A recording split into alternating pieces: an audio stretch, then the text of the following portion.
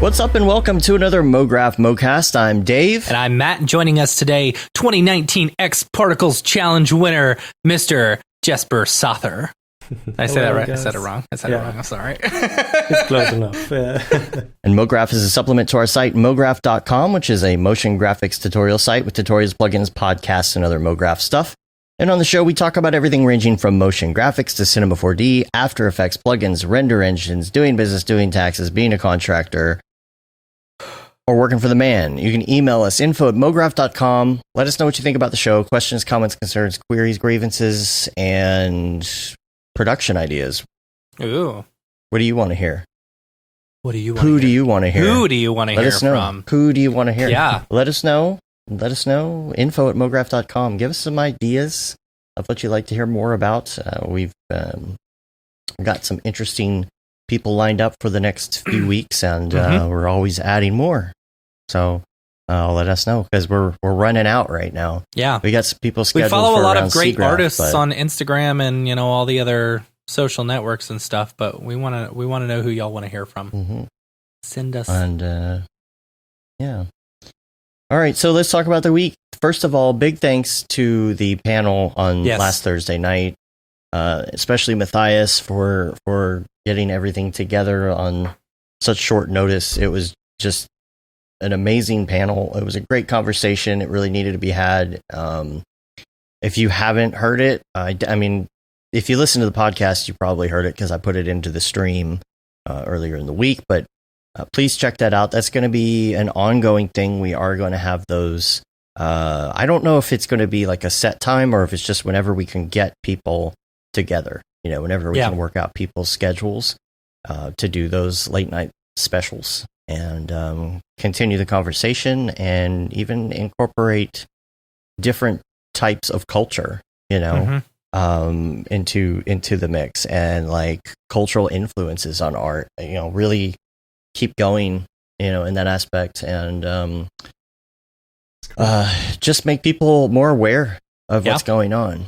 There were some interesting stories last week from everybody on the panel, and it was eye-opening to hear some of those stories as well. Yeah. So again, if y'all haven't had a chance to check it out, like honestly, and it a lot of the discussion that we had kind of transcends just Mograph. I was watching the stream with my wife, who's a teacher, and my brother, my brother, who's an accountant, and it's like all of them said it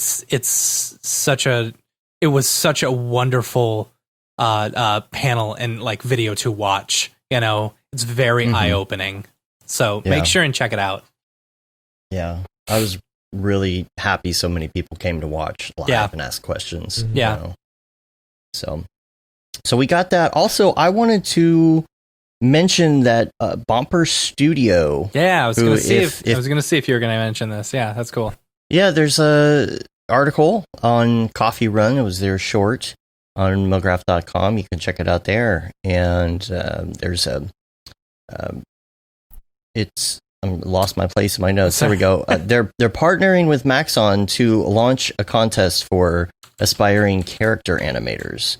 Yeah. It challenges them to create their own animation using fully rigged character Colin from Coffee Run.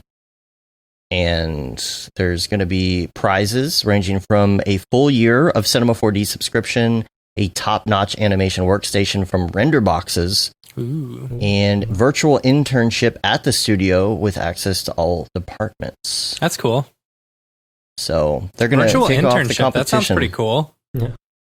Yeah, with access to all departments. Yeah. I want to talk to the finance department. That could be dangerous. Yeah. I'd like to talk to the department of, redundancy department. Could I speak to the redundancy department? Yeah. And also, could I speak to the redundancy department?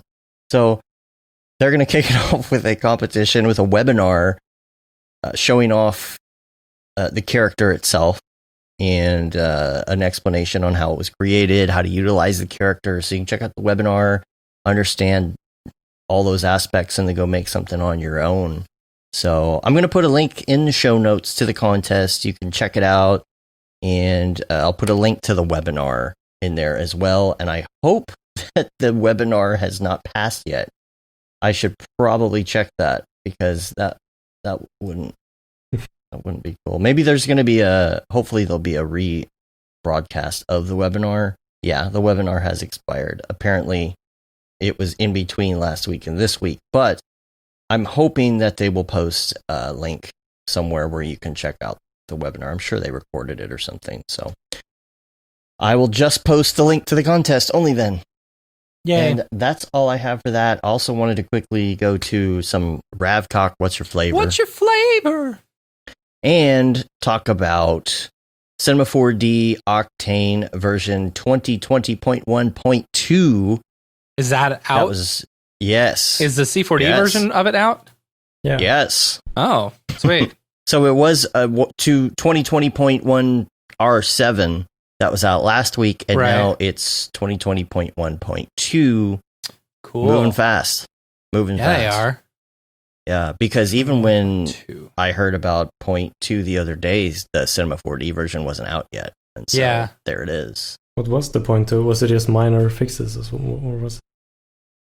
Well, I don't know, because .2 seems like it would have a little more stuff. Missing displacement and composite material from LiveDB. Internal changes for universal camera and volume spotlight. Compare mode for 8-bit tone map buffers. Fix that. Well, originally it was announced for the standalone version, and when Jules posted it, he did mention that this covers a lot of their stability fixes in this .2 version for the summer of stability. So I think they're working hard toward that, and this might be a good step. So I'm like totally installing it right away. Just that's to see awesome. If I see a difference, you know. I ran into some issues with Octane this weekend. So apparently, so here's something that people should be aware of. Because they just switched over to using OSL for like C4D noises and gradients and stuff, you know. But if you're trying to use that as a displacement map, you either have to, 1, change it to vector displacement, or 2, unclick that use OSL for max on noises and gradients. Yeah, you have to turn that off. Default. No, it's on by default. Yeah. I understood this, even though Amit kept mentioning to me that I was wrong in our Slack, but I would love to see the ability to turn individually the OSL shader off, you know, per node. You know what I'm saying? Because if you can't use any other OSL stuff. Right, exactly. If you're using OSL all throughout, then, you know, you turn it off globally. It's like, I wonder if that's even a possibility. You could be killing your VRAM right there. Who knows? Yeah. I'm still waiting on the OCO for Octane. For what? For the ACES implementation. Oh, ACES, that's in. That should be in this there. version. Yeah, it is. It was in the R7, I think. Is it is there ability to see the live viewer preview? Yes. Okay. And I actually made that mistake. I was working on a render the other day, and I had been playing with the viewport, and I switched it accidentally to ACES, and I had been staring at my viewport, and when I went to render, it rendered in the original color space where I should have had it, and I was like, why is this different? I don't understand. Oh, I had ACES on. But I did a render the other day. I didn't have, it was an R7. I didn't have any stability issues, you know. Spent a couple hours working on a. It's weird. Like I'll go and like, you know, have no issues at all. And this is with every render engine I've found. You know, not just Octane. You go and you'll start doing everything, and then you'll hit a crash. You know, and then it just keeps on crashing from that point on. Yeah. You know, it's like something that you've done within the project is causing it to crash. You know. Yeah. Yeah. It often at times it's just you have to paste everything into a new file and save it. Yeah. And then it works. Yeah. Yeah. Chris H in the chat says, would love to see Danielson on the show. He created the process of motion. If you haven't heard of him, well, of course we have. He actually has written into the show many times. He did listen. When he did listen, if he might still listen, he was emailing us quite a bit. We actually had that ongoing joke that Danielson wasn't a real name. Right. That it's like, what's your name? Daniel what? Danielson. Yeah. But anyway, he created the process of motion. You've got to check it out. Like you really have to check it out. Check out really the website and all that. Yeah. So from here, I guess. Yeah, I'd like to try and get a hold of him. If you're still listening, hit me up. Let's schedule it out. Let's talk about it. Let's chill. Let's hang. So, I don't have anything else as far as that goes. Any new Redshift news? I think we talked about that last week. No, yeah. Delay. So officially, Redshift 3.0 is now official. It's no longer in beta. Okay. Nice. As of today, I believe. So they moved it from experimental to official. Yeah, now it's safe to use, I guess, for production, which I don't know anyone who wasn't using 3.0 for production. Yeah. Yeah, everybody. We need to upgrade now. What kind of render engines do you use on a regular basis? We used Octane for like a couple of weeks ago, but then now we switched to Redshift. So we've been sitting in 2.65. Yeah, so I will have to upgrade now. Yeah, it's a big difference. Yeah. Were you already familiar with it, or are you really learning it now? Or? No, I mean, I have been dabbling with it a little bit for a long time ago, but I mean, it's quite fast to get into. What was the reason you decided to switch over? As like a company, speeds? Yeah. We have a guy at Brickland who is doing interior renders, and he has had a lot of troubles with the rendering, like render times and so, and all the crashes and heavy scenes, and so we just decided to make the switch. We have looked at it for a long time, and it's time. Yeah. And so, are you all working remotely? How is that? Because you're in Sweden, right? Yeah. And so the social distancing is more of a suggestion rather than a public policy, right? Yeah, I mean, everyone should be social distancing, but if someone is getting close to you on the street, you tend to move away. But yeah, we only work 60% now. So we work like two days a week. But we're in the office 2 days a week, and then we can work from home. Okay. Or if you're sick, you can work from home, or if you feel ill. Is that the same policy in the office? Do people wear masks? How do they handle? No, we don't wear masks. We're just as soon as you get into our office, you wash your hands, and that's it, pretty much.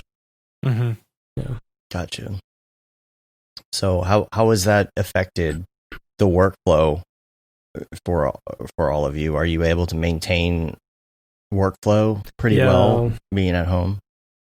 Kind of, but I mean the work, we have a lot of less work to do now, so it fits the schedule as well. So right. But it's beginning to ramp up now, so we are looking at getting back 100%. So, but the thing that I haven't really thought about is most of us who were already in a freelance position had the right kind of gear at home. Yeah. Are there people who didn't necessarily have all of that gear, or did everybody pretty much have some sort of station at home they could use? Some sort of station, but it varies as well. But I mean, there's practically no one in the office like a Thursday or Friday or so. If you want to, you can go in. But, It's interesting you're talking about it's ramping up again, and I feel like a lot of people have noticed that as well. Yeah. Like there was a big lull in the industry because people were unsure about, where things were going to go, what the economy was going to look like. And I think now that everyone is into this whole work from home routine, that things are just kind of business as usual, just in a different place, Exactly. Because I've noticed that we've started getting, while we haven't been getting a lot more work, we've been getting a ton more inquiries, right, which is, normally the start of it ramping back up. Mm-hmm. So, yeah, it'll be interesting to see, like, especially those companies that laid off employees, if they are going to be hurting because they don't have the workforce that they need once the work starts ramping up again. They can't start up as fast, and maybe decline jobs. And, I mean, that's much better for us freelancers, because we'll be able to take that work. Yeah.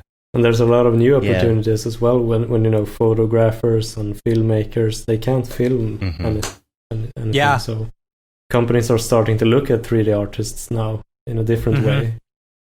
Yeah. Instead. Well, there's a lot of things coming to Netflix that are very graphical in general. Yeah. Or mostly graphics or older footage mixed in. People are getting creative with the types of programs they're coming out with, the type of programming. And besides that, I mean, just the industry in general probably hasn't declined as much as other industries. So that's good. Yeah. We were, probably 50% or something, or just say, 50% for any company. They're going to go back up to 100% quicker than like the restaurant industry, which just went to nothing. Yeah. Or something like that. So when it comes to ramping back up, hopefully that's good. I had to do a letter because I'm trying to buy a house right now, and I'm putting in all the documents and all of the things. And one of the things they do is they need a letter of explanation as to how you stayed in business through COVID. So and interesting. We were fortunate enough to be able to say, oh, well, we didn't take a PPP loan. We didn't take any emergency government funding, disaster relief funding or anything like that. And we are going strong because they want to make sure that you're employed. Yeah. But it's interesting. So on the document I wrote, well, it's actually pretty decent for us because we're working with graphics for video games. We're working with graphics and animations for pieces that are all animation. We're working on live streaming stuff, all things that need to keep going and are actually thriving right now within the crisis. So, and being able to see, like, hey, we've got this many months left, we're covered for the rest of the year.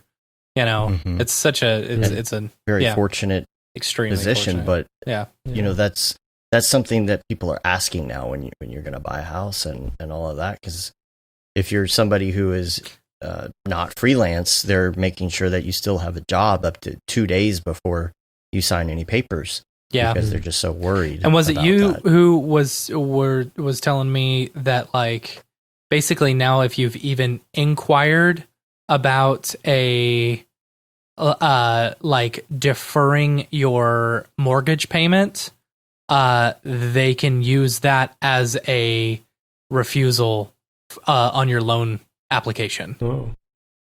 Yeah. On your, I can't remember who for another house. Yeah, so like if you're trying to get a house, right, or if you're applying for a new loan and you have inquired with anyone, about whether or not, like, about like if you're worried about your job and you're like what happens if I lose my job? Am I able to to do a forbearance on my my mortgage payment? If you've even inquired about that, that is instantly on there. And it's almost seen like a bankruptcy, a red flag, Yeah. Oh, geez. Well, So far, so good. Just so y'all know, if you're looking to buy a new house, don't ask about whether you need to skip a couple payments on your mortgage. No.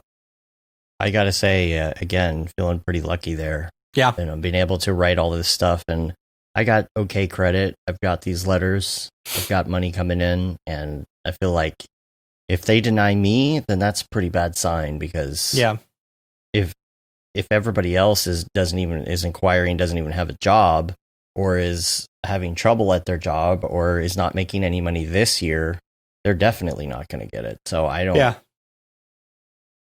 don't know what they're going to do, because they're afraid that this is going to cause another mortgage crisis, just because I don't of all see of that happening. Like, they don't want to give a whole bunch of people houses who can't afford to pay them. Okay, I can see that. I can see that. Yeah. I don't know. Yeah. But see, fingers crossed. Just waiting for that vaccine, right, Dave? The house. Yeah, I don't know, man. Waiting for that super rushed, untested vaccine to just stick it in my veins. There it is. Yeah. I'll take it. Yeah, you know what? You go ahead and take it. I will. I'll let you know how it goes. See how that goes. Yeah. Unless you can't. Well, if I turn into a zombie, Dave, because we run into a Will Smith. What's that movie? Where they all. Never mind. Anyway. The movie where they cure cancer, but it ends up just turning them all into zombies. Yeah, what's it called? Yeah, it's all abandoned on the street. Yeah. Where he's got a Legend. I'm Legend. No. I Am Legend. Yeah. We get an I Am Legend situation, and I turn into a zombie. Dave, I give you full. I'm saying it right here. If I ever turn into a zombie, I give everyone permission to chop off my head, or shoot me in the head, whatever it is. You have full permission. Just like the movie Men in Black. Men in Black. Wild Wild West. No. Which one was it? I Am Legend. Ha ha. All right. Let's see. Let's talk about your upbringing and your background in motion design, because you did win the X Particles Challenge. Congratulations. Awesome. It was beautiful. Congratulations on that. One of the prizes was tickets to Camp Mograph, which unfortunately is not going to be happening. Next year. It is happening, just next year. Well, not this year, yes. Correct. So we did give you the Houdini course instead as your prize in that section. So this is the video right here from the X Particles Challenge. Now this is Houdini, pretty. right? No. The water? X Particles. No? It's all got to be X Particles. Come on, Dave. That's the joke. Too deep. All right, you win. So tell us about the water, because I haven't had a lot of experience doing water sims within X Particles. Well, I've been doing a lot of water sims for a while now with X Particles, and I've always wanted to go into Houdini and do the oceans and all the big water simulations, but I'm always falling back at X Particles because it's so fast to iterate stuff, and because I'm not that good at Houdini, so but I wanted to do something different than just having the something protruding from the X, or something like that. And I love doing environments and using mega scans, so I just wanted to combine something. You can definitely see the environmental influence in a lot of your work. Yeah. Did you do wet maps on this? I can't tell. Yeah. So it's basically awesome. just a lot of rocks that is put in a connect object and then baked down. So I use it to collide with water and use to render as well. So then I just painted on the vertex map on all the rock, as it's one mesh. It's very simple. how did it handle that? Because sometimes I feel like when you put a ton of stuff into a Kinect like that and try and turn it into something, that it tends to choke on it, just because it. Yeah. I don't know if this is super high poly. No, it's not high poly at all, actually. Okay. It's the LOD 0 Megascans assets. Gotcha. So, okay. But, put the displacement map and normal map on it, and it looks very high res. Yeah, and, yeah. You need to consider the scale as well. The camera is so far away, you won't see any details.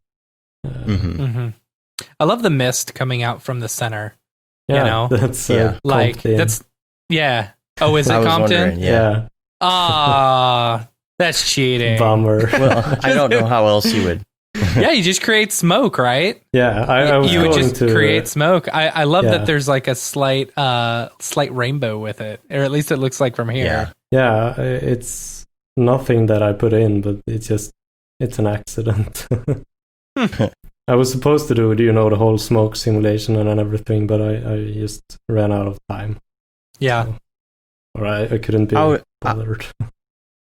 How did you feel using Octane with the water? Did you have any trouble with that? I've never really done any Octane water stuff. Yeah, the biggest concern is motion blur, because you can't really render motion blur with Octane. Right. And particles. So did you fake it at all? It's hard to tell with the compression here. Did you fake some? No, it's pixel motion blur in After Effects. Wow. So okay. I've used that on all my water simulations.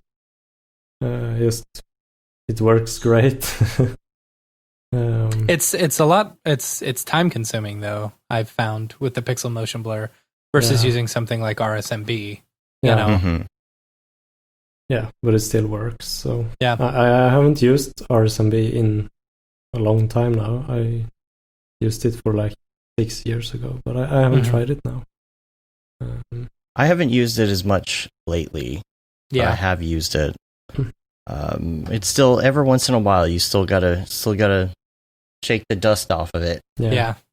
in the effects bin and use it again. So now this piece is actually interesting, because I saw this on the Octane Facebook group and didn't put 2 and 2 together at first and realized that this was you as well. And I saw this come up and I was super impressed by it.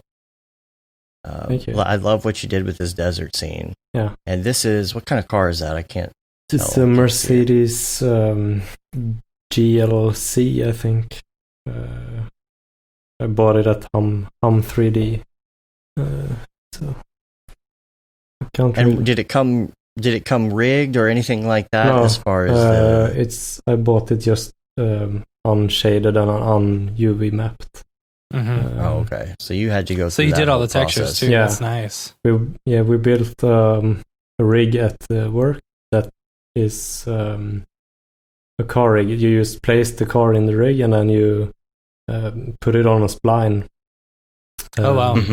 And it's driven with espresso, so there's no dynamics in it. It's just like targets and constraints and espresso. How do you handle the shocks with the tires when you're doing that? It's automatic. The bumps and stuff. It's automatic, really. Yeah, you put a road, and then you put a spline that follows the road, and then the tires get clamped to the road, and they bounce up, and you have control over like how they should vibrate and the suspension as well. And that's great. That's cool. I mean, it's quite a heavy car. We've like used cars with that weighs like 2 gigabytes for other projects, and it runs in real time, like the animation. Nice. And there's like what about the smoke on the back? What did you use for that? The that's dust. Turbulence. Oh, okay. Turbulence. Nice. Okay. And how do you handle the emitters on that when you're doing something like this? Is it just kind of a? I actually put general, like 4 tires like cylinders on the tires that's not spinning, and then just emitting from them, and using a low, like a box that fits the car to be a collider for the car. Yeah. That worked great. Yeah, looks good. And it's super fast as well. How long did that take you to do? I did it as a side project at work. I wanted to develop. We were developing some, getting better at car shots to get better at marketing the car renders. So I just wanted to put something out, and I think it took like 2 weeks, maybe 1 week of working. It's not bad. So it went pretty fast.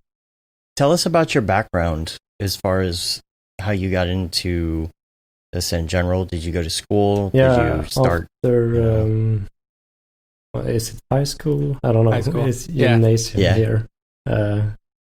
So I went to a graphic design school for 2 years, where it was like 2D graphics and type and color and stuff like that. But we learned Photoshop for like a year, and I had a lot of free time over to do other stuff. So I wanted to do something productive. So I started using Cinema, but I couldn't model or I couldn't do anything proper. I was just shading and rendering in what's it called? The old render in Cinema. The Standard physical render. Physical render, yeah. So I was very driven by the technical aspect of it. Like the more technical you could get, the more cooler picture you could do. So, but after that 2 years, I went into a 3D design school for 2 years as well. And then I did an internship at Brickland, where I work now. And now at those other companies, or I'm sorry, at the other school you were at, in between there, you said before the internship, were you learning specifics about render engines, or was it more of a general 3D? Are they teaching that stuff there? We learned Max, 3ds Max, and Corona, and we mostly did modeling, and we didn't really have time to do much shading, or we did some of that in Corona, but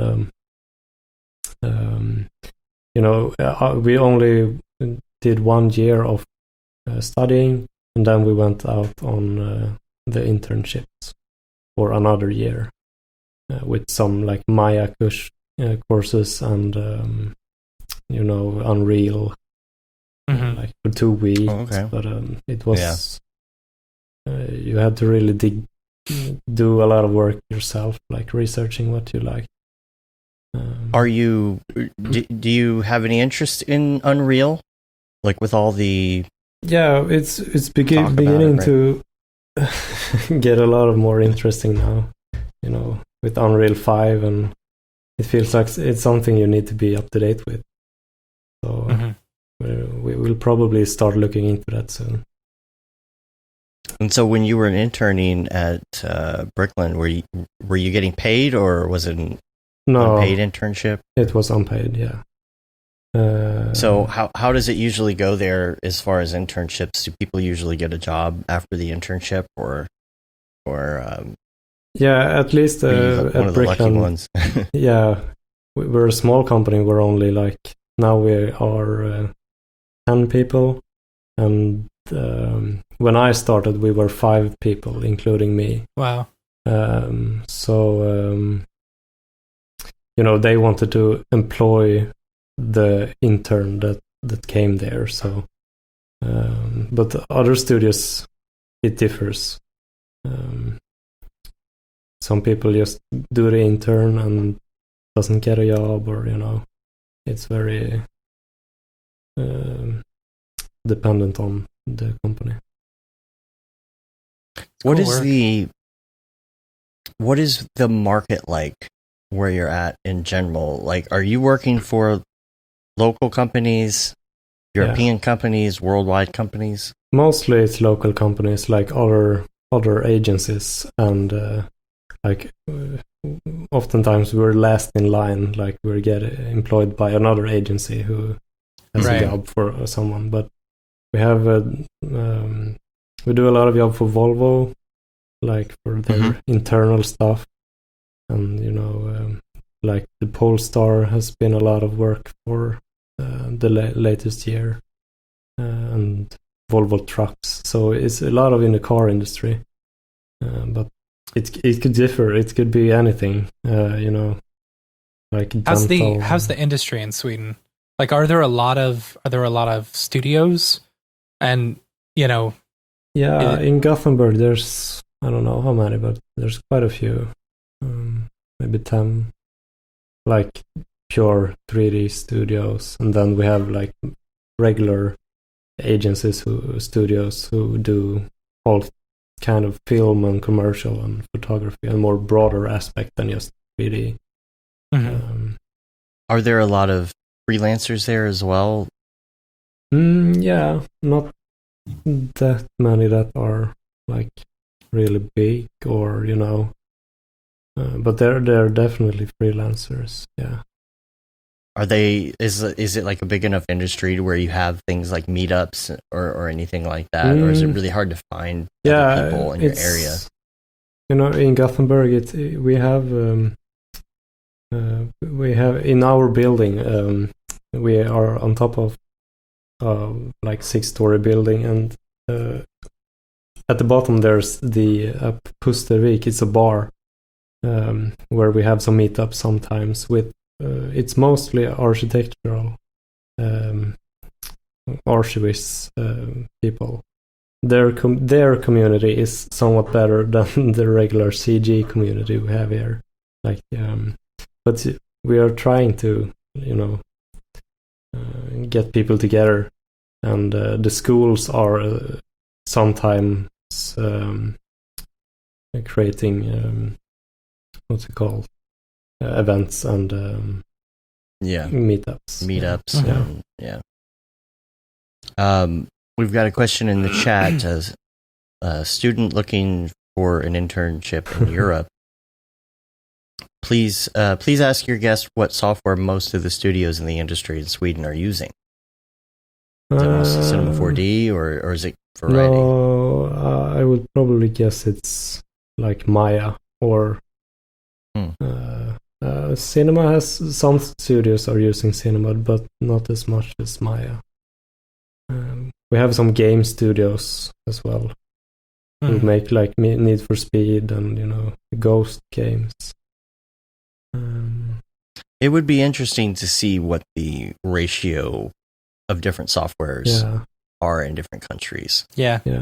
Who uses what and why. If some of these places have more games or more architectural, something like that. That'd be interesting to see. Yeah, that would be neat. I mean, it's a lot of archivist people that use, most of them use Max, I think. Yeah. Yeah, for sure.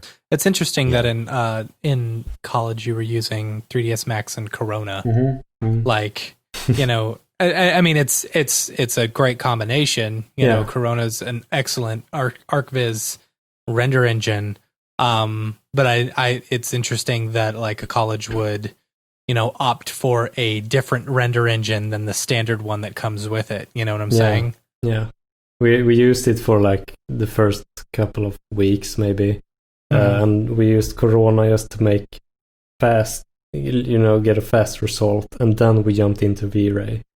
But I was into Cinema, like using both programs at school. Why'd you choose Cinema over one of the other programs? I liked it more. I mean, I had used it for a long time. I think I started in Cinema R12. So, oh, wow. I was used to it, and I liked it more. That's cool. Yeah.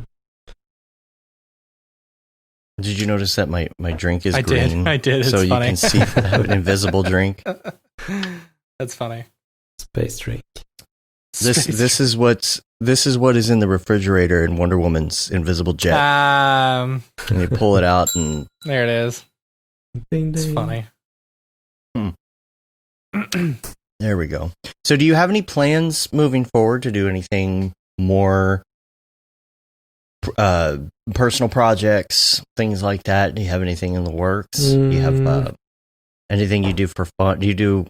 Are you going to do a two-peat where you win the 2020 X Particles Challenge? Oh, there you go. Are you already thinking about 2020's X Particle Challenge? No, right now I haven't actually had any thoughts about any personal projects. I mean, it's almost vacation here, so I'm starting to, get into the summer mood, not working. So what do you do for vacation when you can't really go anywhere? Are you just traveling within the country or anything? Or are you just going to hang out at home? Like freer traveling restrictions here now, so you could go freely around in the country. Mm-hmm. And is that just within Sweden? You're not able to leave anywhere else outside of it? No, not really. No. Yeah. Yeah, I mean, maybe you can, but I don't really know. I don't think no one is really doing that. Now, I'm looking at your Instagram right now, and you've got this one with like this blue lava. Oh, I've seen this one. I think I saw this one. Yeah. Now, what was this done in? This is Houdini. Okay. I was. Did you post this on Reddit the other day? No. Okay. Maybe someone did. See this. Yeah, I really like this. I like the fact that it cools, and that's to me that's something that kind of made me think, okay, maybe this is Houdini. Yeah, I was playing with the rest attribute. Like how to get UVs on liquid was basically what I was trying. So when you get UVs on liquid, you can use displacement in Octane. So. Gotcha. You can get a lot of yeah. I wish I had more time to do tests like this. Yeah. I know. It looks really fun. The thing is, this also looks so easy to do as well. Yeah. Yeah, that's what I was going to ask you. Was it time consuming? Did you have to run a bunch of sims to get it how you wanted it, or? Yeah, I did a basic sim, like just emitter spewing out some liquid. But then the thing you do is just rewriting the UVs to the rest attribute. And that's it. You have UVs. That looks great. I'm going for that. Looking at some other that stuff feather here. look, like from. Was that inspired by the? definitely. Nice. Yeah, the FITC titles. Very nice. How did he do that? And I gotta try it. That's awesome. Yeah. How did you go about doing it? The same way? Or? Yeah, I think I did it the same way. The unrolling, at least. That's really cool. But I don't think I did the same way for the feathers. I mean, it was. That's pretty. Looks great. All in C4D. Yeah, just hair. Nice. Is this Octane hair? Yeah. Or is this Everything is Octane that I have posted. I haven't tried the new Octane hair yet. It's really good. Yeah. Yeah. That looks great. And of course, I'm just looking through some of these I haven't seen before. So this is also great. for This is a water bottle. Polestar, the car. It's for the. It's only a snippet of the whole shop. Yeah. See, as you go through, you can see a lot of inspiration in nature. You know, are you using a lot of like what's the Forester and stuff like that? Yeah, Forester we use a lot. Yeah. I love this bear. Just the chill bear. Yeah. Almost like he's sticking his head out the car window. Yeah. There you go. There's your next render. The bear out the. Yeah, this is what X Particle challenge as well.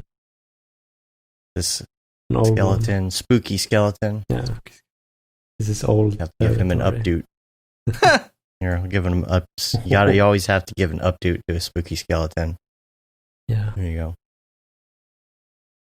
Cool. That's awesome. That's cool, man. And then your Great website, work. you got a lot of stuff on your website too. You know. I haven't really updated for a while now, but I know how it is. I think I saw one of these. Maybe I saw one of these tests at one point. The Facebook group. Yeah, I think it was. What was this waterfall done in? X particles. Okay. Yeah. Man, you're getting some really good water out of X particles. Every time I've tried liquid in X particles, I just can't get it to look. I can't get it to go quickly. You know, okay. Like I almost always either reach for Real Flow or Houdini. Okay. Yeah, I usually just like try to iterate with very, very low samples. Okay. And then crank it up and just hope for the best. Like leave it overnight. How do you get the white water on it? I use the foam, XP foam. Oh, okay. Yeah. Okay. They updated it like maybe a year ago to have a lot of more stable and better results from just the default settings. So you can tweak it a little bit, but you don't really have to tweak it a lot. Cool. Brad.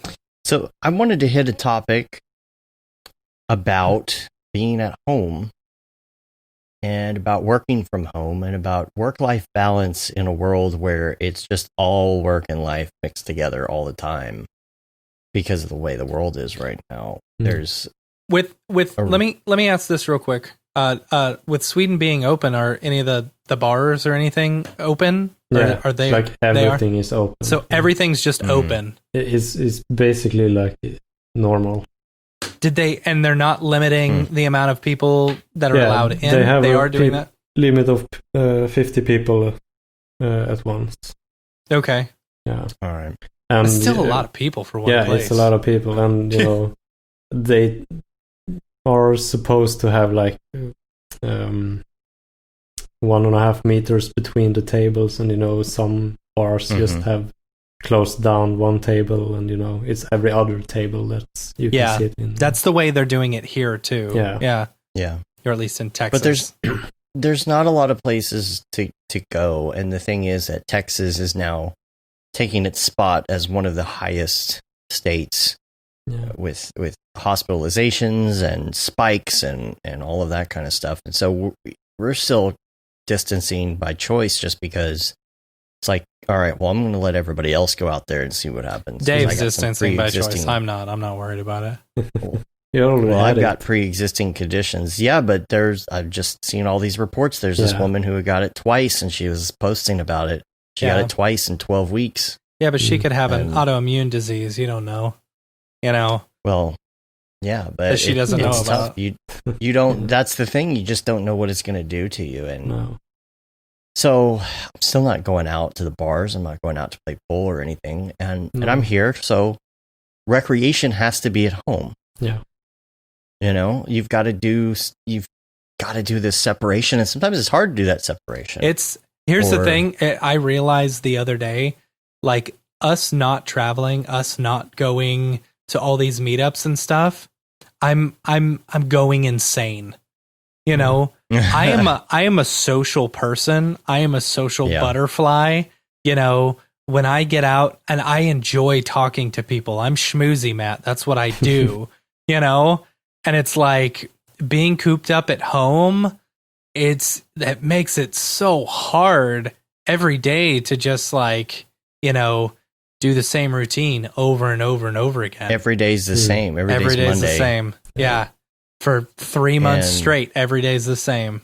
Yeah. But it's hard to do a separation and to feel good about that separation. So, for example, today's Monday, I'll finish the show and put that up, but I probably won't do anything else the rest of the day. I might work on my syllabus for my class because I need to, but Monday's like a kind of a throwaway day for both of us in that aspect. But then you get through the week, and like sometimes on a Friday, I'll be like, well, I'm just going to do a little on Friday because over the weekend I'm going to work because I'm going to be here. I just take what I wanted to do and I move it to the weekend. And then on the weekend, I'm like, I'll do like this one thing, and then I'm just going to chill and play Halo. I played Halo with Ariev for like 2.5 hours yesterday. Yeah, I was sleeping. But then like later on in the day, I hit up Jeremy and I'm like, hey, let's play some Halo. We played like 2.5 hours last night. And I'm trying to do a work-life balance when I'm always in work life and try and figure out how to even do that and not feel bad that I'm not working when I have free time. But for one thing, there's tons of social media anxiety that I have right now. I think a lot of other people have. So sometimes I shut it off. And it's like, okay, work is gone for the day. I've got social media that I don't want to get on because everybody's just yelling at each other and everything's in turmoil. And I'm getting blood pressure headaches from checking that out. All right. So no internet. I've watched everything on Netflix. I've reached the end of the internet. I'm not working. What is there to do? Do I want to learn something? Do I want to go fix the car? What do I want to do? And then as soon as you get to that disconnect point, it's like, oh, maybe I should hop on the computer and do a render. But and there's only so much money you can keep on spending in order to try and make your life better at home. Right. You know? Right. You got to stay in that budget. But you're not going out and you're not doing stuff. So you get that pent up feeling. No. And it's like, you've got to find a way within your own home to quote unquote go out. You know what I mean? Whether that's having a drink or playing a video game to relax or whatever it is, you've got to kind of figure out how to replace that void of whatever it is. I used to go play pool at least once a week, and that was kind of my way to get out and about. And it felt like at least even that was enough to tide me over for the week and not feel monotonous and feel like I'm just always sitting here at this desk. Yeah. And I'm in a apartment, so it's a little claustrophobic compared to a house, I think. So maybe that'll help. The house still becomes claustrophobic. I mean, you can only walk so many times from your office to the kitchen, to your bedroom, to the media room, over and over and over again before you're like, all right, these walls are too small. It was my kid's birthday. It was his 7th birthday this past week. And so we had a birthday party, we kind of did a quote unquote socially distant birthday party where we had everyone bring their own chairs, like little folding chairs. We did it out back, so it was in the backyard. We bought pizzas for everyone, but we had each person order their own, tell us what they want. And each family got their own pizza, instead of having to share. But then we had a big bounce house and, stuff like that. But I don't know. That was fun. That was a nice little change of pace, I think that there's something in calling it a day sometimes. If you're working and something's just not working, just calling it. Yes. Because sometimes I feel like I have 5 things on my to-do list today and I've gotten to 1 and the emails are crazy and such, and it's like already, so you look at the clock and you're like, oh, it's 3 or 4 in the afternoon. All of this isn't going to get done. Yeah. And I've done things like, okay, well, I'll take a nap and maybe I'll feel better, and I'll take a nap and I'll get up and I sit down and I'm like, I really don't want to do this. And I drag it and I drag it and I drag it. And before I know it, just wasting time. And it's like, I could have just called this. I could have called the day at 3 o'clock in the afternoon and said, you know what? Done. Yeah. Go running, go eat dinner, go watch some Netflix, go to bed. Yeah. And get up at a good time tomorrow, because then I end up staying up late working on a project and I ruin my next day. You also have to keep in mind, when you're stepping away from, there was a few times where in this past project that Dave and I were working on, where it was like trying to figure out one issue, or like how I was going to accomplish something and trying different methods and it not working, so on and so forth. And just, you spend a whole day on it and you're like, all right, I'm just going to step away.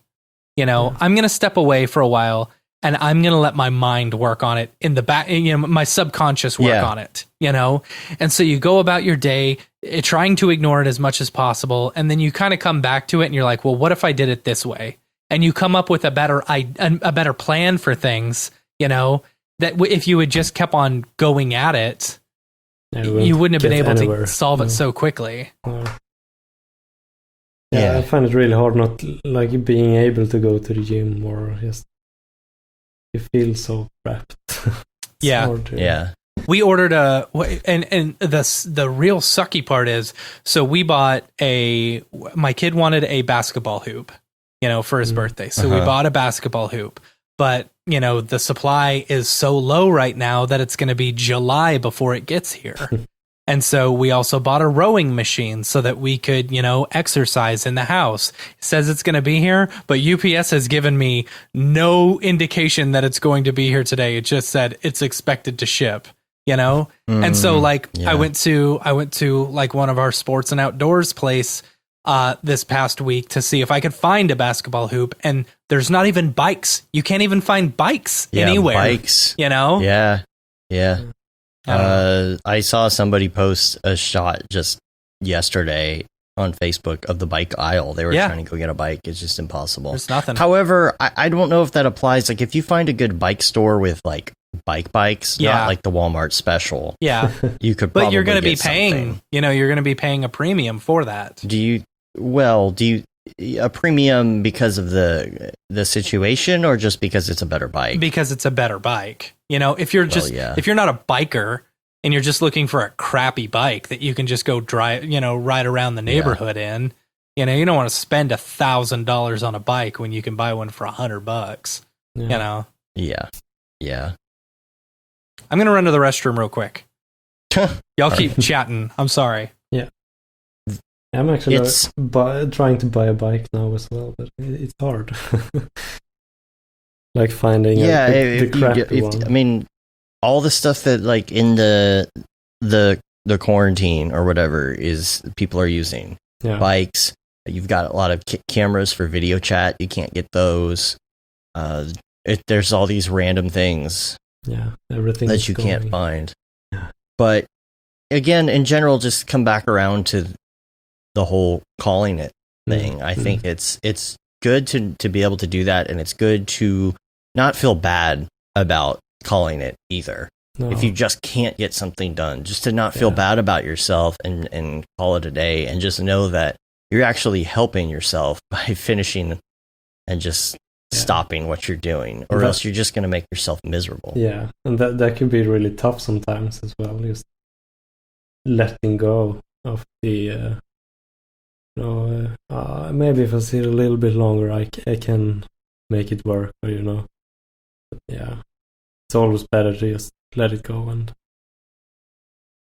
maybe sleep on it. Do you generally work a lot in the morning? Like, are you generally a person who gets up in the morning and just hits the ground running working, or do you need ramp up time? Yeah, ramp up time. I'm more of a night owl. I like after 12 o'clock in the midnight, then my brain starts going into full work mode. And it's hard because whenever you are a night owl and you work better at night, there's still things you have to do during the day. Yeah. Especially if you're working for a company, you have a lot of clients, you have to do emails. People will be calling you at like 9 a.m. Yeah. And I think that's something that's hard to deal with as an artist who's sitting at home and is in that situation where it's nice because all the calls stopped. It's nice because the emails stopped, and you're getting through your thing at night, and you have to deal with the fact that you may finish something at 3 or 4 o'clock in the morning and be getting a call about it by 8 a.m. Yeah, it's not optimal. But no. I mean, it's only maybe like the first couple of hours in the morning that's tough to get the rhythm started, and but I find it easier to when everything is shut down and it's dark after midnight, and you have nothing but the work ahead of you to focus on, and then you get into this kind of very intense mode of just getting things done, but maybe for just a couple of hours before you start to zone out again. I think there's a lot of people that, and some people actually said that studies have revealed people are more creative. And this is technically when they're about to go to bed, like people who have dream journals and they've got notebooks and stuff by their bed, but a lot of creativity can happen right before you fall asleep. Yeah. And sometimes I feel like I actually will get into creative mode more at like 1 o'clock in the morning for some reason. Yeah, me too. You know, and the only problem is that around 3 or 4 o'clock in the morning, then you start getting tired. Finally, start getting tired. It's like, man, I just got on a roll. Yeah. You know.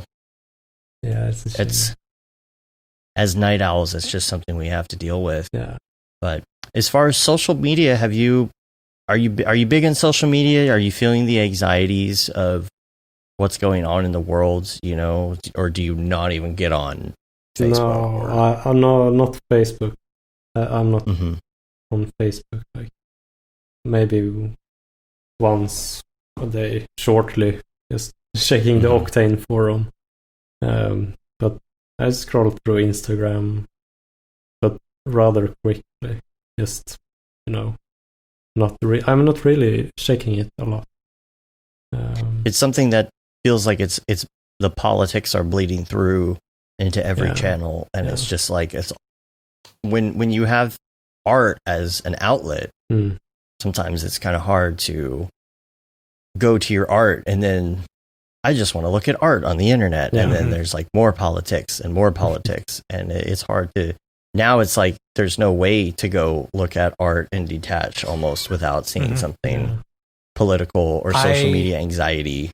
I have stopped going, or have stopped going to Instagram and Reddit and all these, and definitely Facebook, and have found myself going to TikTok more often.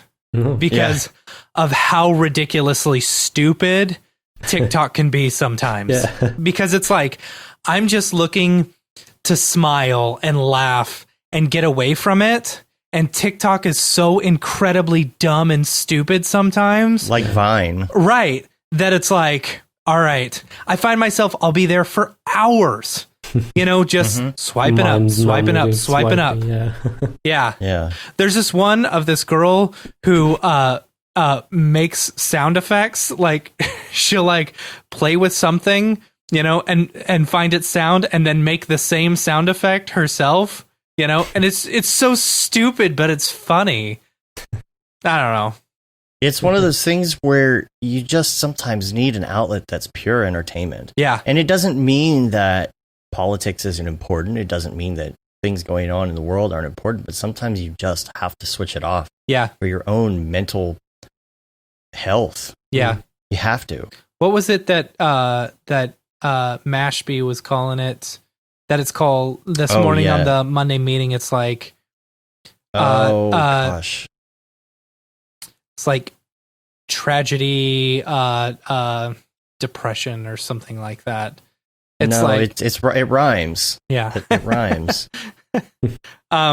It's like where you're seeing so much bad things going on in the world that you become just emotionally and physically drained by it. You're just so depressed about everything that you just like, you just can't. No. You know? You literally can't. You literally can't. You literally can't. What was it called? Something paralyzation? No? Strategy. It was strategic tragedies. What was it called? Send them a message. Ask them what that was. We'll figure it. It was a good little device to. I don't know. There was two different ones. There was one that. Gosh, what was it? I don't know. It's all right. Yeah. Are you messaging him? No. Because Amy posted something about it, like an article or something. Crisis fatigue.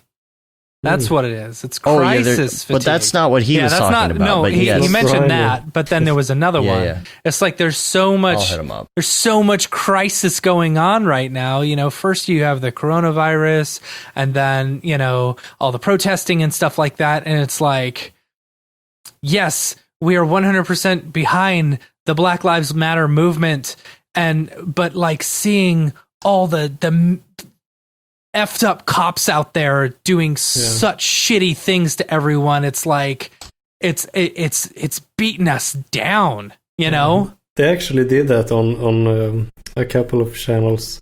We have like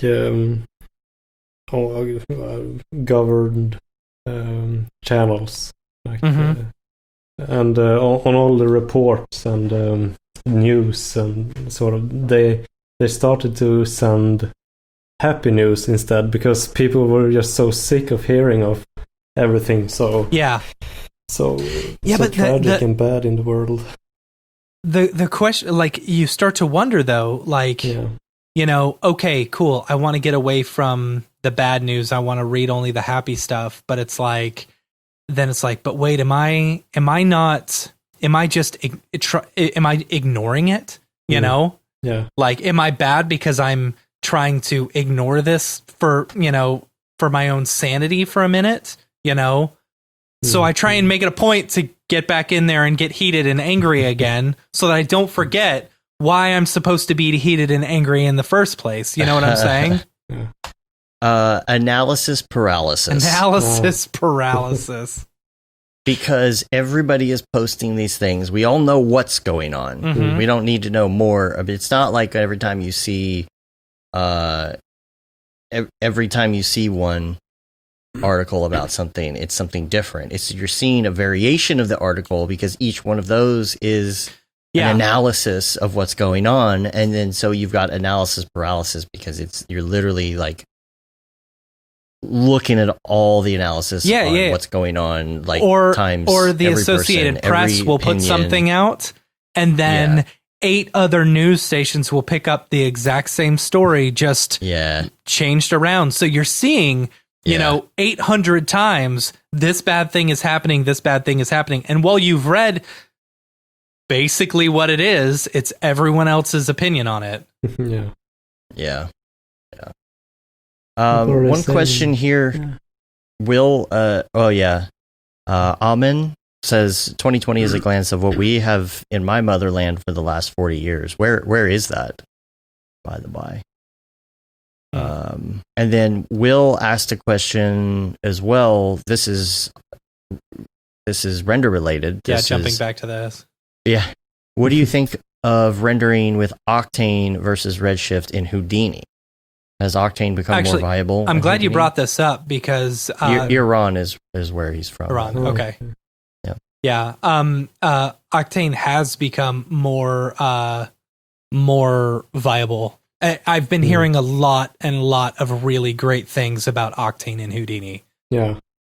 I experienced that as well when I did that the blue lava flow thing, because in cinema you can't have more than one UV set. I don't think I haven't figured out. I think you can have up to 3. But how do you access them?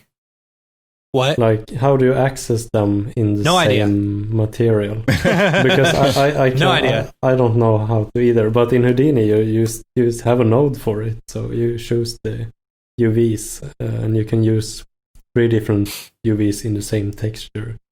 So you have a lot of more opportunities, I think. And Redshift, I've only used Redshift in Houdini. And I liked it. But honestly, a majority of the stuff that I'm doing is I'm exporting out to Alembic and then taking them back into cinema, So, but I think the Redshift integration in Houdini with like the attributes and accessing different stuff is a lot better than Octane, because you can't really. So can you do particle attributes in Octane the same way you can in Redshift through proxies or whatever it is? Redshift proxies. I don't even really understand it, but I think you can, but not like only some channels, like age, speed, and most of the time you probably will use color to re-ramp something. All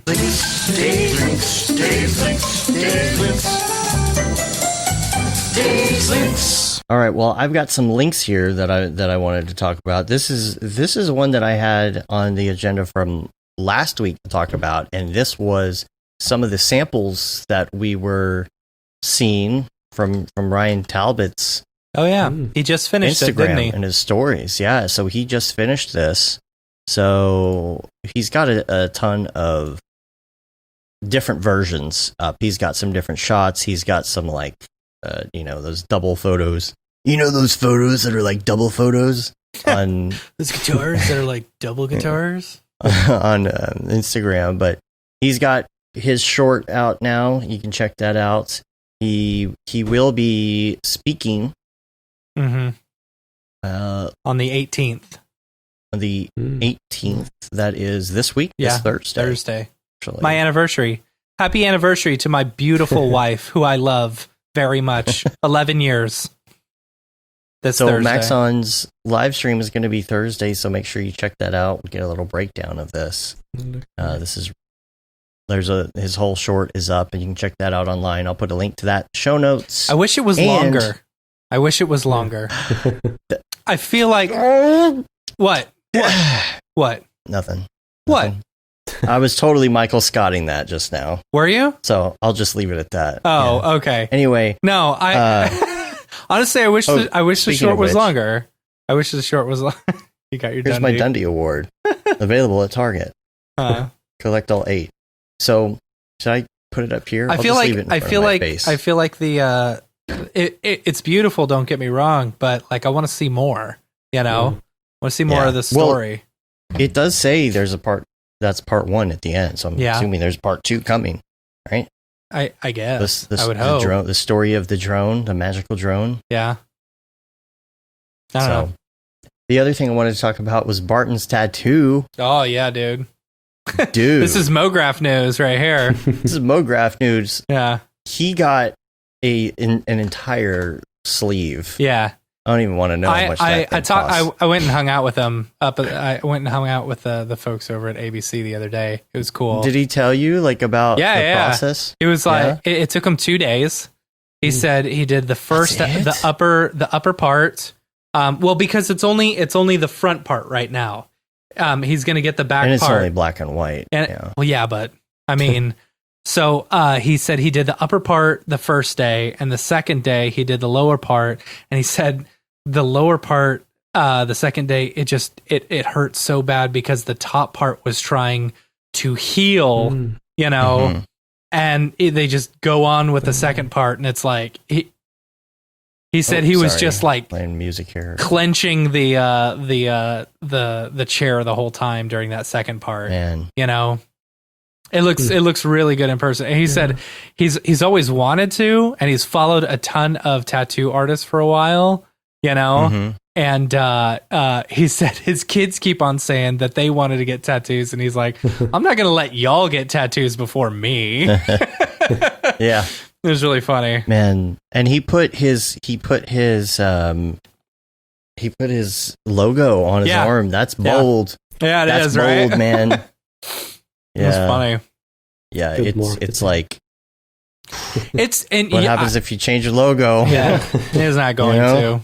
That's not going. But he did have a good point in his original post he wrote about it. He said it's one of those things where this reminds him of who he is and what he's gone through to get where he is. Yeah. So there's like, even if the logo did change, that whole sleeve is about his journey. And so it's not like it would be void. Like it still has meaning. Yeah. To where it's funny. Like, you get your parents who are like, you're going to regret that when you're 70 years old, and you got a tattoo, blah, blah, blah. But it's funny because, he's older than us, and it's like, no, he's got, almost 3 adult kids, and it's like, no, now I'm going to get a full sleeve tattoo. Like, I don't know. It's funny. When is the Mograph tattoo coming? Oh, man. No. After I make my first $1 million off of Mograph. Yeah. There you go. Then I'll get. Yeah. That's another thing. I will say. You can hold me to that. I've thought about it, and 3D is such a big part of my life that I might do something that's 3D related, motion related, something like that. Something more representative. I have a tattoo of a television on the back of my leg. It's one of the old ones with the bunny ears, and it's got static and stuff like that. I like it. It's my favorite tattoo I have, but I don't know. I would do more. Yeah. I'd do the whole more. back with the logo. Yeah. 2 stripes. Yeah, could do the other side of the TV on the other side of right. The back of the TV. Yeah, the back of the TV with the cable coming out. Yeah, nah. Yeah. All right, so let's see what other links I have. There was a Mobox interview with Jonathan Winbush. About Unreal 5 and such. So I'm going to put that in the show notes. And I also wanted to mention paintable.cc. It is a course you can take online. I've been looking at Schmoopy's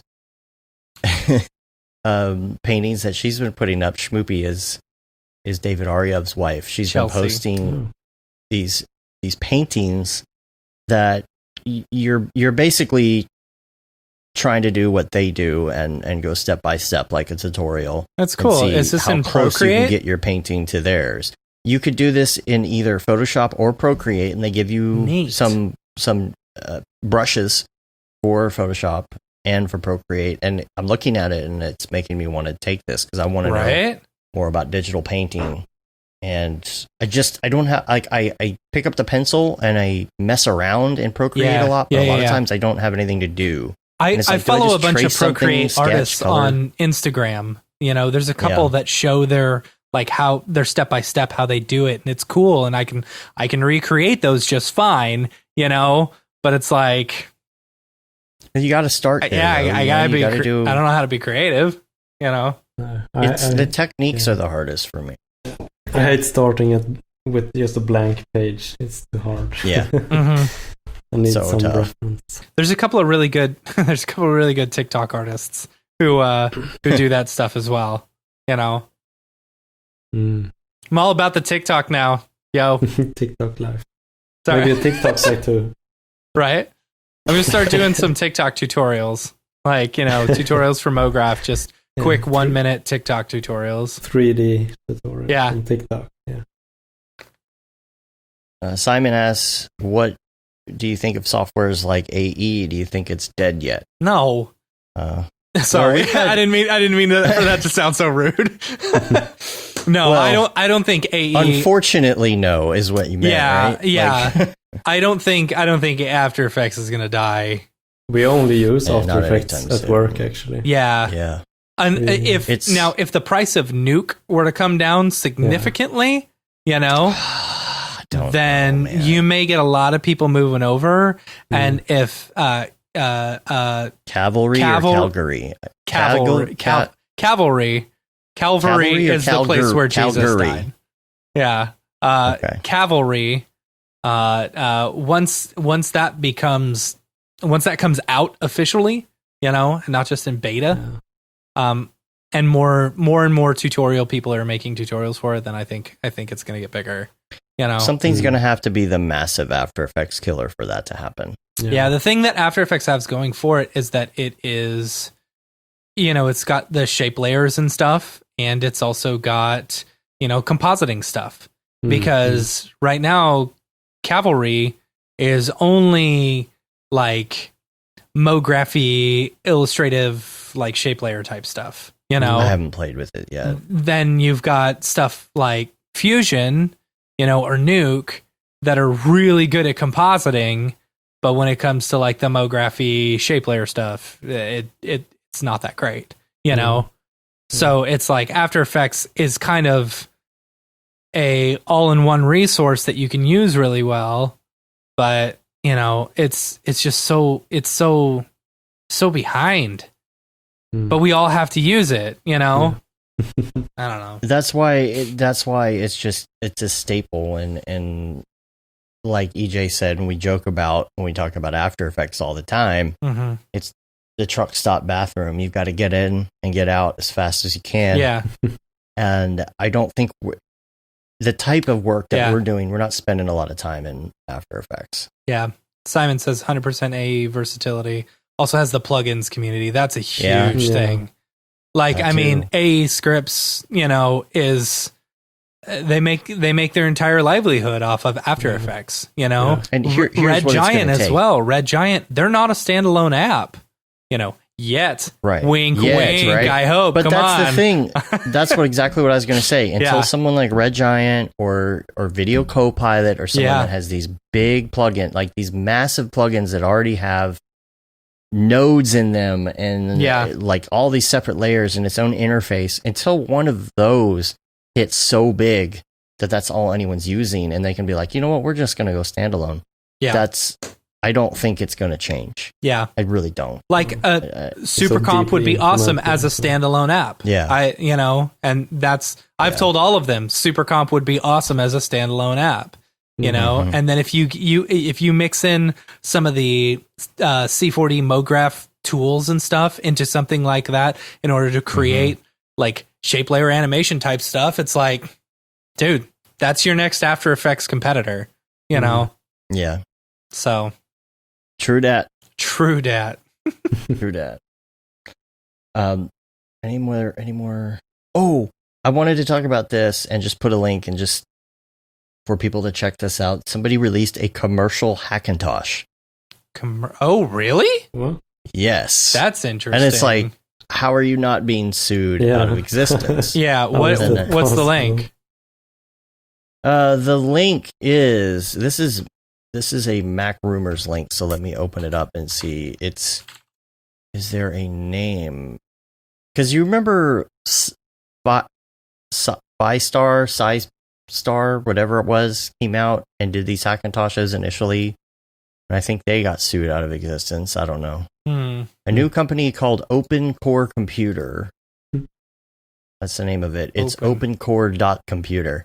If you ever wanted to know who uses those weird top level domains, that's it. Yeah. Open Core. I'm gonna get my name .computer. Just go to dave.computer. It's so dumb. Hit me up on dave.computer. Is that .computer.com? No, it's just .computer. I don't understand. So the question is, how much is it? Oh, $21.99. That's not bad. Starts at just $21.99. What's the spec? It's got Ryzen CPUs. What? 16 core CPU, 64. How do they do? Yeah, how are they doing Ryzen? Threadrippers too? What? It's up to Vega 2 GPU. Okay. Or Vega, I'm sorry, not 2. Vega 7 GPU. I wonder if they have those little wheels as well for $700. Right? Yeah. $1,000 wheels. But wait, that doesn't make sense. I didn't think you could run a Ryzen processor. I don't know, man. I don't know how they're doing I thought it was this, but Intel only.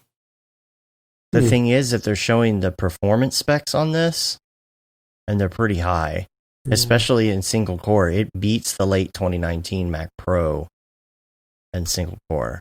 So I just don't know how they're not getting sued out of existence. So, I mean, don't you think that they would think about that? They want you to pay in Bitcoin. Well, that's the thing. Yeah, it says they're trying to get around the EULA by accepting payments in Bitcoin. Okay. Yeah, all right. In Bitcoin only. But how does that get around the EULA? I don't understand. Because you haven't technically paid for it? Yeah, I don't know. Yeah. I don't know. That's funny. But it also uses Bitrated, which is like an escrow Bitcoin service, so that you don't get taken or whatever. You don't feel like you're going to get taken. Wow, you can do a Ryzen Hackintosh. That is crazy to me. Too much trouble. You gotta be into that thing. You really gotta be into that. Yeah. Like you have to be willing to deal with problems. You know? You just gotta be willing for it to break. Man. I don't know.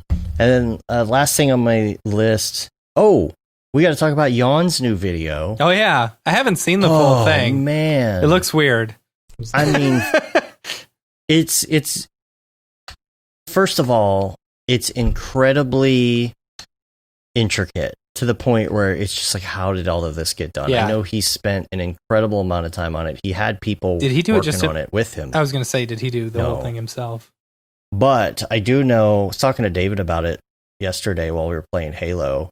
We get distracted in Halo and don't do well because we start talking about motion graphics. That's funny. While we're playing. So this is a music video,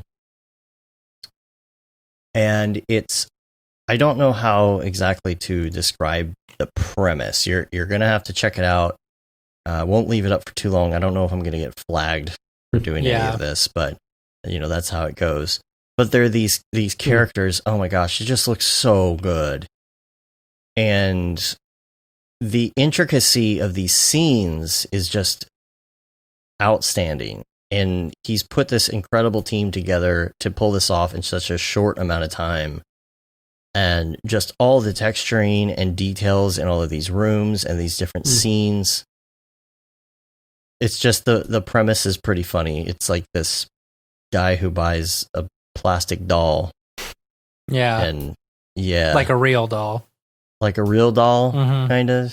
How long is it? Yeah. So, like 5 minutes. Yeah, it's 3 minutes and 3 minutes and something. I won't play all the clips here. You're gonna have to check it out for yourself to see the whole thing. But does it say what's it rendered in? This is just the YouTube. I'm not sure if he has. I'm hoping there's going to be a breakdown on this for one, because there's you have to pause this and look at all these individual scenes because so much work went into it, and I'm hoping that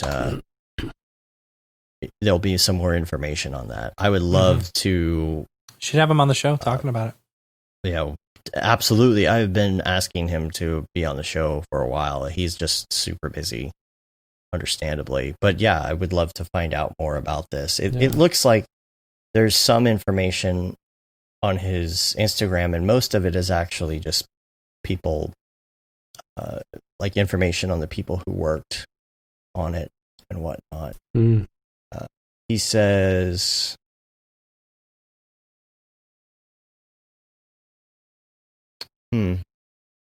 is this what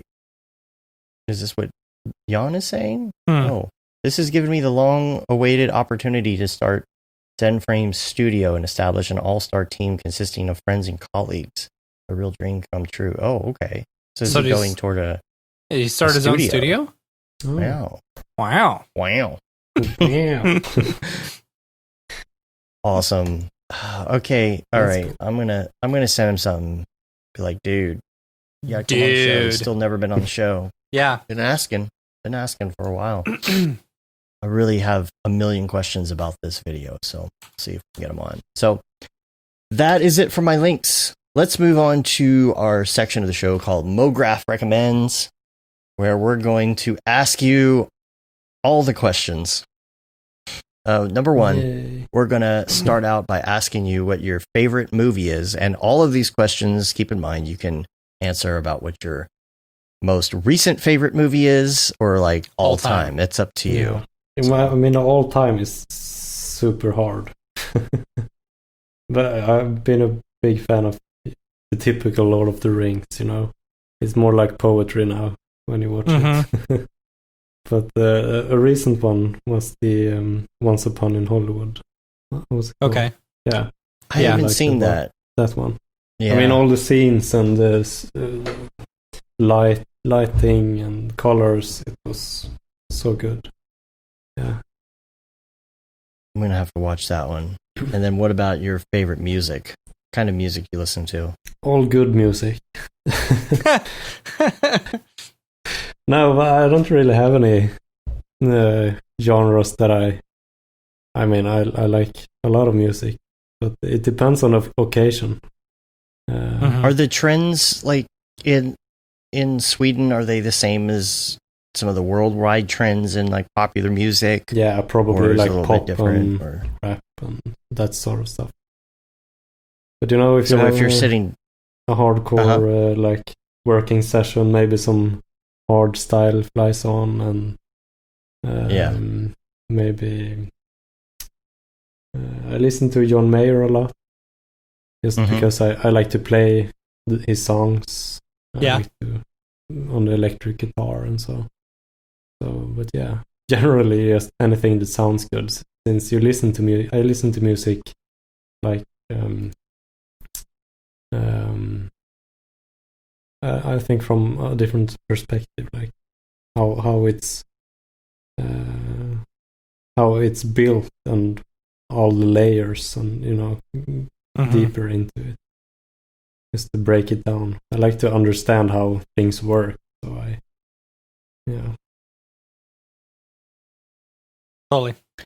There's something about having a playlist when you really have to get work done. It's like you're the hardcore playlist. That's like the energy music. Yeah. 200 BPM. And then there's yeah. And then there's the stuff that's like the chill, relaxed music. Like lo-fi and Always got to have, got that lo-fi playlist on standby. Got the chill playlist on standby. I find sometimes when I really need to get work done quickly, I'll put on an album that I know all the lyrics to, and I'll sing along as I'm working, I don't know. See, for a long time, dubstep was like it for me. Like, if I had to get something done, that dubstep's going on. Chopping and screwing. Yeah. Where's dubstep now? It I know, right? Disappeared. Yeah, what happened to Skrillex? Yeah. I saw a video on YouTube. He never dropped the beat. That's why. He never dropped the bass. It's the longest wait for a beat drop in history. Yeah. It's funny. That's what's going to happen. It's 2021, the beat's going to drop. And then we'll all be back. Let's hope. That's what happened. That's why Corona happened. Right. Because the beat hasn't dropped. It's the intensity of the anticipation of the drop. Where's the drop, Skrillex? Where's the drop? Your cousin would have dropped the beat by now. Yeah. What was it? Yeah. Oh no, it was Deadmau5. It was Deadmau5. Yeah, your cousin Skrillex would have dropped the beat by now. Skrillex would have dropped the beat by now. You got to go listen to my brother and me's little segment they did talking about Deadmau5. Yeah. If you haven't heard it, it's really funny. Yeah. He uses somebody did a little video. Right? What? What's Deadmau5? Yeah. Yeah. Well, or he did mostly. I think now it's more of his like more touch designer stuff. Yeah. Going into touch designer. So let's see. We did music and TV show. Oh, yeah. Right now I'm watching Westworld. Actually. Oh yeah, that's good. I need to finish it. Yeah, I'm on season 2. Okay, good. Oh yeah, I liked season 2. Yeah. Like I have an appreciation for season 1 because it's like it's the beginning. It's where you kind of get it. And season 2 like really ramped it up. I really liked season 2. I need to watch season 3. That's great. That gets me more motivation to look at it. Yeah. I liked season 2 a lot. Yeah. Season 3 is good. Yeah, you'll like it. No. And podcasts. Do you listen to podcasts? No, not really. I mean, this one I do listen to, but not really any others. No. All right. No, like serial podcast or anything like that. Oh, maybe some murder podcast. Like we have some Swedish documentaries about different kind of stuff. It could be anything that has happened, like history-wise. Kent is asking, "Where's Kevin right now with his line?" Yeah, he missed it. He must have stepped out. I talked to him on the phone last week, and he was like, "Dude, I stepped out of the room right when you got to TV, and I missed it." That's funny. He must be in a meeting. Yeah. And let's see, plugin. What is your favorite plugin of all time? It has to be Octane. Yeah. All right. We'll take it. Yeah, it's easy enough. Yeah. Headphones? Do you have a favorite headphone? Those look pretty nice. These are the. I have 2 pair of these. What's it called even? It's the ATH M50X. They look comfy. Yeah, they're super really good. Cushy. But I have the Sony WH3, I think they're called. Noise canceling. Yeah, I really like those ones. And then, what is your favorite app when you go to your phone and open it? What do you click on the most? It's probably remote desktop. Just connecting to work. Yeah. Sitting on checking the bus. on renders. Yeah. Seeing if deadline is still running. Yeah. Yeah, too bad you can't have like a mouse attached. You can actually. You can. Yeah, I think you can. Oh man. I have a little like USB dongle thingy that you put in. And when you put the mouse in, a little mouse comes up on your phone. So on your phone. Man. Yeah. All right. That's cool. Oh, then you can do Cinema 4D on the bus. on your phone. Yeah, on the bus. And then the last question is, what is your favorite life hack? That's always a tough one. Yeah, that's a tough one. Well, I don't know if it's a life hack, but I like kiwis. So instead of peeling the kiwi, you just eat it as it is. With the skin and everything? Really? Yeah. Okay. It's you don't have to grab the spoon, and it doesn't mess. Wow. See, I thought you were going to go for the spoon thing, where you just scoop it out, No. Just eat it like an apple, yeah. It doesn't taste hairy? I mean, some people think that, but all right. You get all the fibers in as well. Yeah. Eat the whole fruit. It's not bad for you or anything. No, I mean, then, so no. Maybe if they sprayed it with some chemicals, but right. Wash your kiwis. Yeah. Yeah.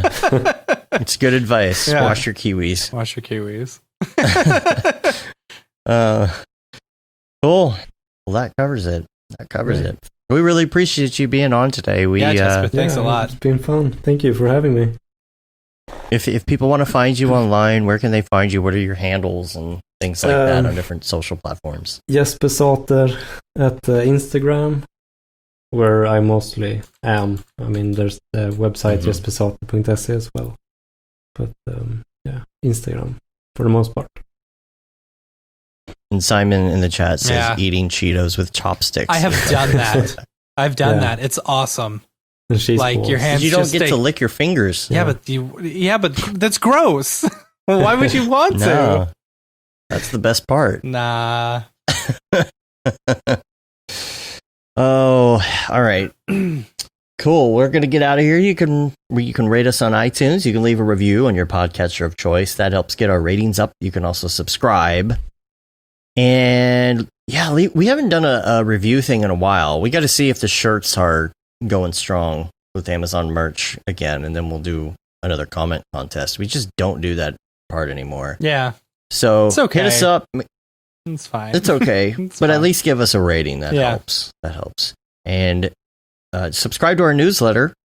That goes out once a month, if we're lucky, if I can get to it, with all the things in it that have been going on and the things that are coming up. And you can say you've been there, done that, got the t-shirt with the Mograph logo tee, the Paul Babb, Feel the Babb 2020 shirt. All the profits from that go to Doctors Without Borders, the Render Things t-shirt, hoodie, and long sleeve tee. And then, of course, the That Render is Fire t-shirt, which you are only allowed to wear ironically. Where is my Render is Fire shirt? I have not seen that shirt in a while. I don't know where it went. Some of my shirts are getting I came by and I threw it away. Ironically. I have to get a smaller Mograph shirt now. So congrats. That's a good problem to have. It looked pretty bad. It is a good problem to have. But like I need to buy bigger pants soon. So I'm the opposite. I had a weird problem with my jeans. I had a couple, you know how you have a couple pairs of jeans that are like in the rotation. Right. You know, your favorite ones, your ones for just whatever, and then the ones if you're going to dress up a little more and wear like a button-down t-shirt, that kind of thing. Yeah. So I had my skinny jeans, if you could call them that. And when we were in quarantine, I just haven't worn jeans for like 3 months. So I put them back on the other day. And because I've lost weight, they're falling down and the thighs have gotten baggier.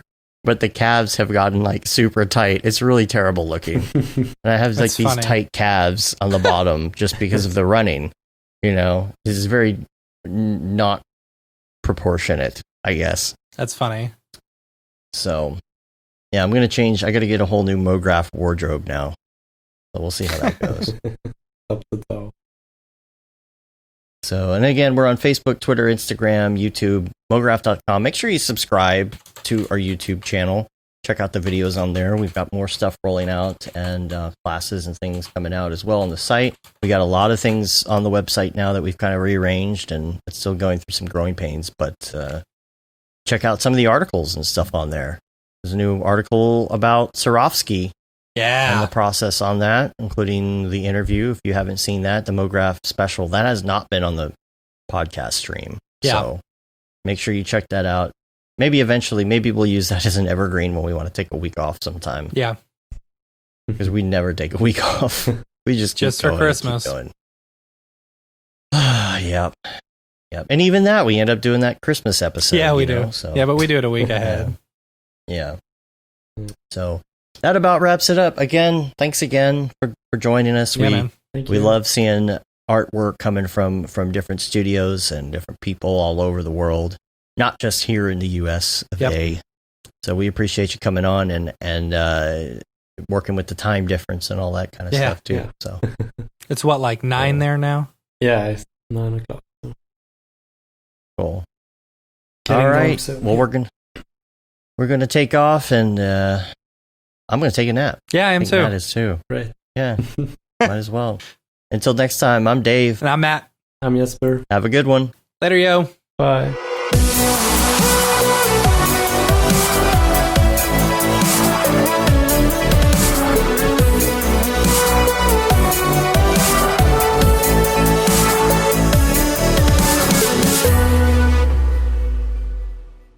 It's pretty good, I guess. Mograph.com, an online resource for motion graphic artists. Start your week with the Mograph podcast. Industry news, interviews with your favorite artists, and terrible humor. Watch live shows and interviews from Mograph events like NAB, SIGGRAPH, Half-Res, and local meetups. Our Mograph Talks feature live demos and motivation from artists all around the world. Sometimes you gotta make stuff that you're not gonna put on your reel, and I'm not here to judge. What if Rick and Morty show up for the countdown at midnight? That's where I peaked in life, in my career. We gotta stop this thing, Rick! It's gonna kill us all! Hear from the people that create your software, design your render engines, and artists that are changing the face of modern motion graphics. You get that render done. Yeah, you better frame what? Mograph tutorials and online classes will teach you about Cinema 4D, After Effects, as well as other popular software and render engines. Throw in the HDR Studio, take the render settings, pick the HDR, put in a reflection, and gorgeous. Branch into new software. Learn time-saving tips, techniques, workflows, and lessons that'll keep you up to date in the world of motion design. Oh, brother, those are some of my favorite elves. I love projects that scare me. When our art director comes to us and asks for something that I had never done before, man, it gets me pumped. Join the conversation in our live sessions. Check out our plugins or join the hundreds of daily active users in our Slack channel for technical help, advice, contests, or just to joke around. Real nice banana. Ah, that's so funny. All right. I'm going to live forever. Subscribe today and get the latest updates on our YouTube and other social media channels. Take all your dreams and just do it! We don't care how you get here, folks. Just get here. Subscribe to Mograph.com.